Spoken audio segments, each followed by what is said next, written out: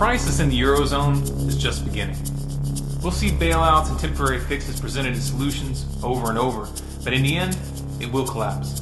This collapse will not be constrained to the Eurozone, but will be part of a much larger systemic failure, a global economic collapse. Regardless of which country you live in, this is going to impact your life. We got a glimpse of things to come this past week with the Cyprus banking crisis, when bank accounts were frozen to prevent withdrawals as politicians debated taking money directly from deposits to bail out the banks. In the end, the decision was made this morning that accounts holding more than 100,000 euros will in fact have a portion expropriated. A total of 4.2 billion euros is going to be taken without any due process and used to prop up the banks which caused the crisis in the first place. You might think that these people with more than 100,000 euros in their account are rich and therefore can afford to have their money stolen from them. But what about those for whom this money represented their retirement?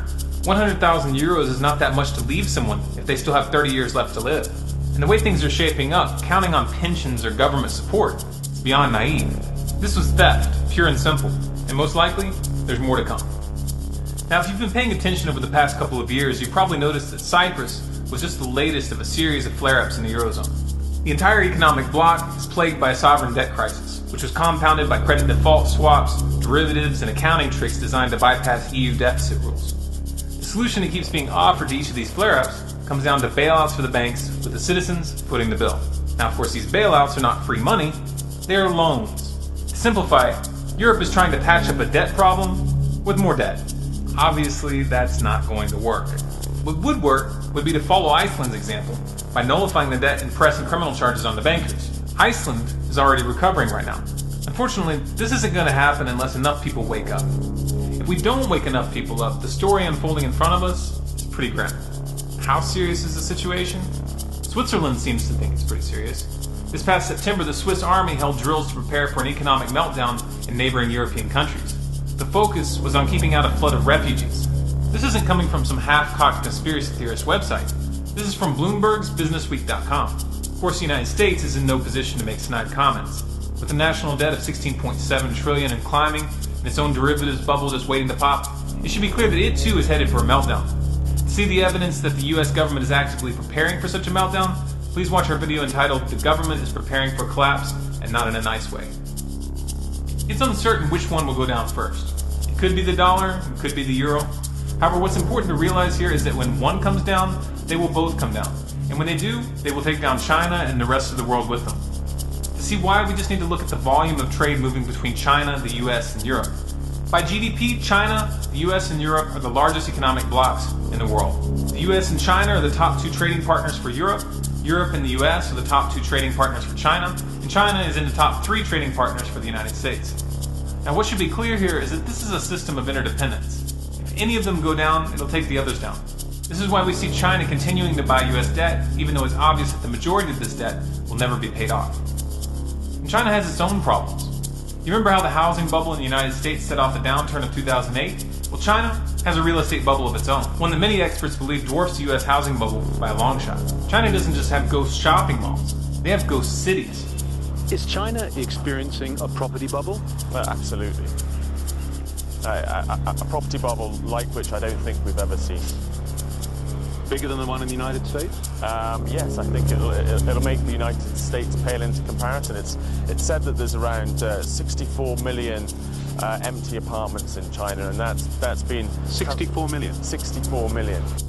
One way or another, this system is coming down. But why? Is it because industries aren't producing enough? Is it because we've run out of natural resources? Have we run out of things that need to be done? No, of course not. The system is coming down because modern money is based on debt.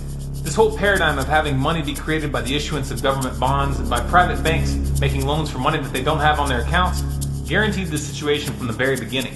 The problem isn't government spending levels in Greece or low taxes in Cyprus. The problem is fractional reserve banking. Fractional reserve banking is a fancy word to describe the policy of allowing banks to loan out 9 times what they have in their deposits. When I say 9 times, this is for the United States. In many countries, the reserve requirements are much lower, or even non-existent. Now let's put this into perspective. Banks loan out money that they don't have, and they charge interest. If the person who took out the loan loses their job and misses a payment, the banks take the asset attached to that loan. And if somehow these banks are able to get themselves into trouble even with this insane financial advantage, the citizens are forced to bail them out. But wait, there's more. They're already getting ready for the next Ponzi scheme. This time, they want to sell the world a truly global currency. And who will control it? Well, of course, it's going to be the same people who caused the current crisis. See, the problem is, we didn't give them enough power. That's why they screwed everything up. Of course, when this all goes down, the politicians and the mainstream media are going to pretend that no one saw this coming. They're going to pretend that this just came out of nowhere. And they're counting on you to buy that. And they're counting on you being too confused to resist when they present you with this new currency. If you think it's bad now with private banks controlling the money supply, just imagine what will happen when the central bank which issues that currency isn't even on the same continent as you. This is what the banking cartels want. If they get their way, they will have every nation in the world on a single leash. They will have total control. This will not be democratic, there will be no accountability, and the citizens will have no recourse. In short, it will be a financial dictatorship. And over time, that will naturally translate into a dictatorship on every other level. That is, if the people go along with it. When this system comes down, we're going to have a choice. Either we break with this current monetary paradigm, or we go deeper into slavery. Some would say we don't have a chance in turning this around, but the reality is, it's the bankers who are going out on a limb here. This scheme has almost no chance of succeeding in the long run. Collapsing Eurozone should be taken as a hint in that regard. Over and over throughout history, madmen have attempted to take control of the world through military and financial moves. But in the end, they always fail, and it usually doesn't end well for them when the people finally rise up. The problem is that the people keep rising up only to replace the system with something virtually identical. That's why right now people need to be educating themselves and others on the true nature of money. It's only by reaching a critical mass of awareness that we will have any chance of finding a real alternative. If you feel that people need to hear this message, please share this video in every way that you can think of. Post it to your Facebook, to your Twitter, to your blog, or email it to your friends.